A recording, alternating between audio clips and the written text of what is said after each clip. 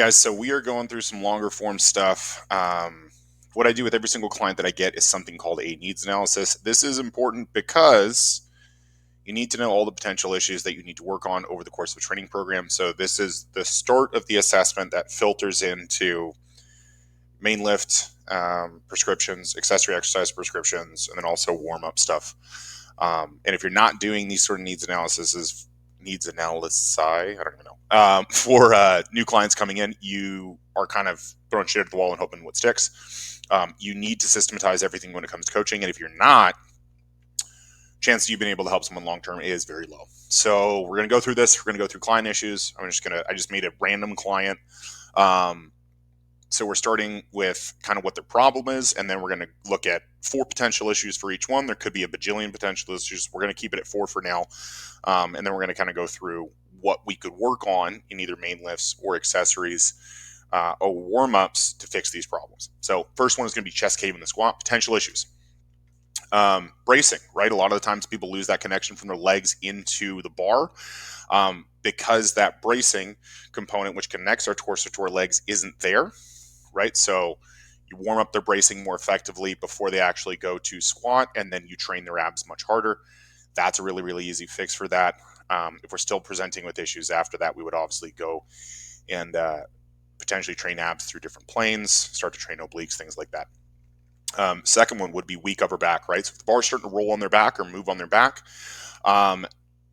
they probably have weak thoracic erectors. They probably don't have very big rhomboids. And so first thing that we do, train the thoracic erectors with something like an SSB. And then we would give them a lot of their rowing work would be upper back bias. So elbows flared, dumbbell incline retractions, chest supported row, anything like that that's going to build meat in between their shoulder blades and give them a better shelf to put the bar on is going to be really, really important because we need erector strength and rhomboid strength or rhomboid meat in order to be able to stabilize effectively under that bar. Next one's going to be center mass management. Some people just dump onto their toes in the bottom position, then they rebound onto their heels out of the bottom. Fix for that is just tempo and a pause, right? Slow it down on the way down, have them pause in the bottom position, find that midfoot pressure, and then stand up evenly from there. Last one is going to be weak quad, strong posterior chain. So we need to understand that when we have someone who has a really strong posterior chain, as they come out of the bottom position, their body's going to try to get that knee extension component fixed or finished as soon as possible, and then transition into that posterior chain to finish it because they know that posterior chain, they can rely on it when things get hard. Fix for that, probably as a secondary exercise, you're going to do front squats, and then you're going to train their quads hard and heavy pretty consistently to bring up those weak points. Next one, weak off the chest and the bench press. So potential issues we could have, issues with eccentric tension, right? So that arch flattening out on the way down, that's just bad leg drive, right? So having them do a soft touch with constant leg drive on the way down is going to fix that. Not really much else to do there.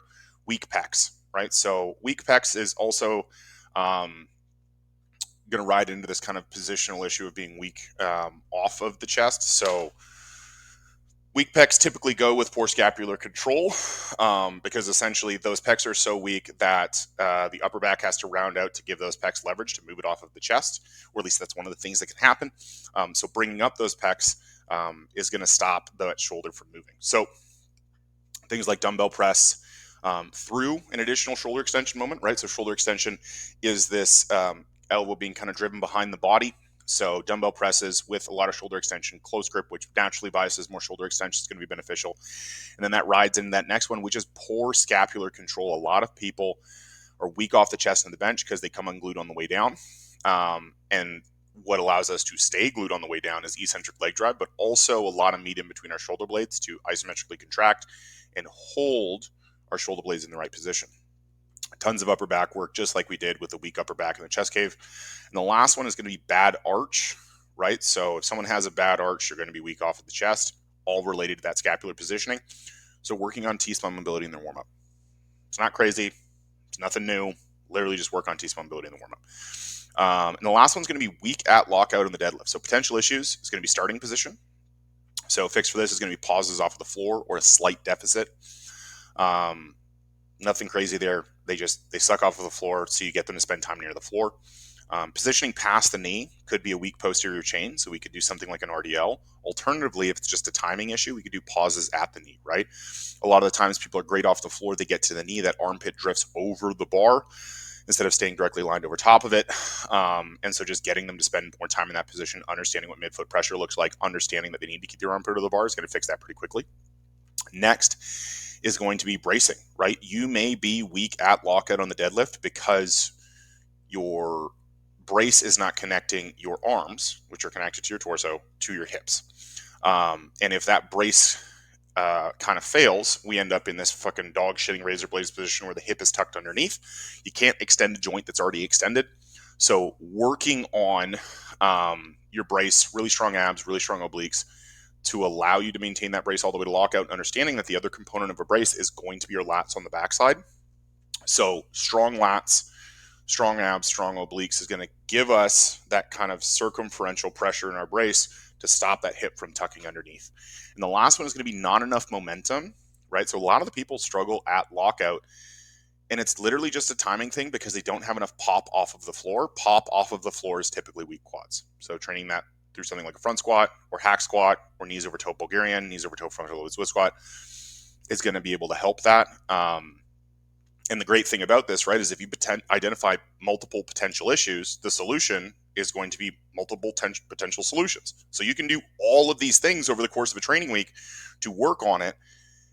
And yeah, you're throwing shit at a wall, but most of the things are going to stick. And if some of the things don't stick, you just take them out of the program. So this is video 1. This is the needs analysis. You should be doing it with every single one of your clients. And if you're not, fuck you. Okay, bye.